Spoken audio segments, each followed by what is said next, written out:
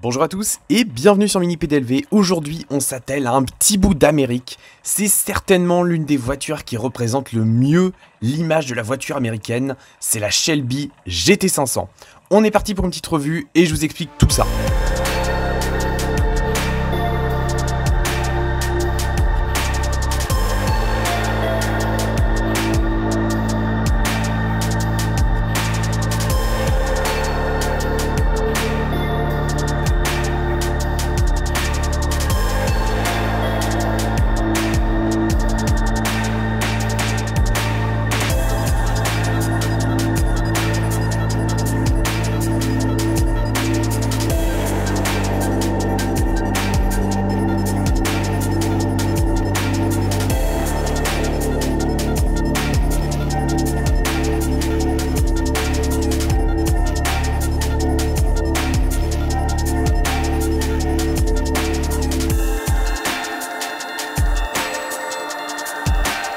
C'est pas si facile et si rapide de parler de la Shelby GT500, donc je vais aller droit au but.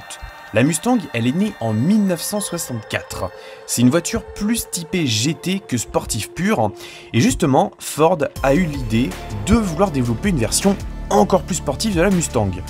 Pour ça, il y a eu un heureux concours de circonstances qui fait que Ford s'est associé à Carroll Shelby, qui on le rappelle est un préparateur un peu déjanté mais dans le bon sens du terme, pour justement créer deux versions sportives. Tout d'abord, il y a la Shelby GT 350. Celle-ci reprend vraiment le look d'une Mustang classique, et le 350, ça correspond pas à la cylindrée puisque c'est un bloc de 289 cub-inch qui développe aux alentours des 300 chevaux. J'ai pas la valeur exacte, si vous l'avez, laissez-la en commentaire. Et ce moteur-là, en fait, s'il y a le 350, c'est tout simplement parce que le bureau de Carroll Shelby était situé à 350 pieds de son domicile. Tout ça, c'est bien sympa, mais nous, on va s'intéresser à la GT500. Elle reprend globalement le look de la Shelby GT 350, mais elle va encore plus loin. Déjà, à quoi reconnaît-on une Shelby GT500? Pour ça, il n'y a rien de mieux que cette magnifique réplique signée Solido pour en parler. Déjà, cette Mustang-là se reconnaît à ses feux, qui sont longilignes et pas découpés en trois parties comme sur une Mustang classique. Il y a également des attaches de capot, des aérations de capot, une calandre bien plus évasée, on va dire. Il y a des bandes spécifiques, et tout ça, ça se complète par la suppression des vitres de custode, et d'ailleurs, les Shelby GT500 sont uniquement carrosserie fastback. C'est-à-dire que c'est pas l'arrière coupé net, c'est l'arrière évasé, ce qui fait qu'on a une ligne assez pure et quand même pas mal aérodynamique. D'ailleurs, pour l'anecdote, ces feux-là, ils proviennent d'une Mercury Cougar. Sous le capot, on retrouve un bloc de 427 cub-inch. La puissance exacte, je pourrais pas vous la dire, mais ça équivaut à une cylindrée de 7 litres déjà, donc c'est quand même assez ouf. Et la puissance serait située aux alentours des 350 à 400 chevaux. Exactement, c'est pas facile à estimer parce que les mesures d'époque étaient pas forcément similaires à celles d'aujourd'hui, et surtout certaines voitures ont été préparées et d'autres pas. Dans tous les cas, j'aurais aimé vous montrer le moteur, mais Solido s'est concentré uniquement sur deux ouvrants. C'est pas forcément grave, mais on peut pas voir le moteur. Attardons-nous sur la réplique maintenant. Déjà, on a une modélisation qui a franchement une superbe gueule. La miniature est vraiment très réussie à mon sens. L'avant, il est fidèle à la réalité, on reconnaît bien les attributs des GT500.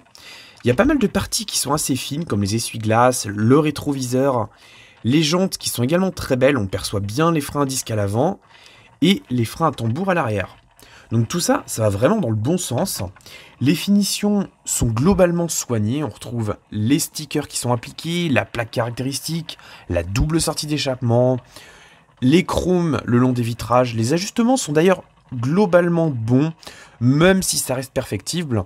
Mais moi, ce que j'en retiens de cette miniature, c'est qu'elle présente superbement bien. Même si elle n'est pas parfaite, elle est homogène, elle est réussie. Et franchement, dans une vitrine, il n'y a pas à dire, ça claque. Surtout dans cette livrée rouge à bande blanche. D'ailleurs, Solido la propose également en blanche à bande bleue. Faites votre choix en commentaire et dites-moi laquelle vous préférez des deux. Personnellement, j'ai vraiment eu un immense coup de cœur pour cette catégorie, pour cette version-là. On va ouvrir les portes. Portes qui sont d'ailleurs vitrées, comme c'est devenu un standard chez Solido, et ça c'est vraiment cool.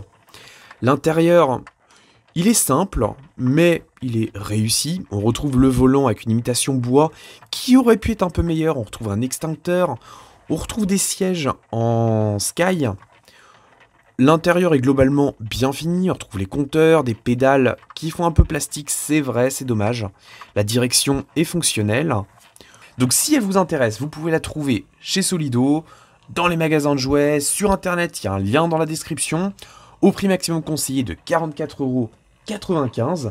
C'est un modèle de 1967, donc il bénéficie du dernier restylage, et la référence donnée par Solido, c'est S1802902.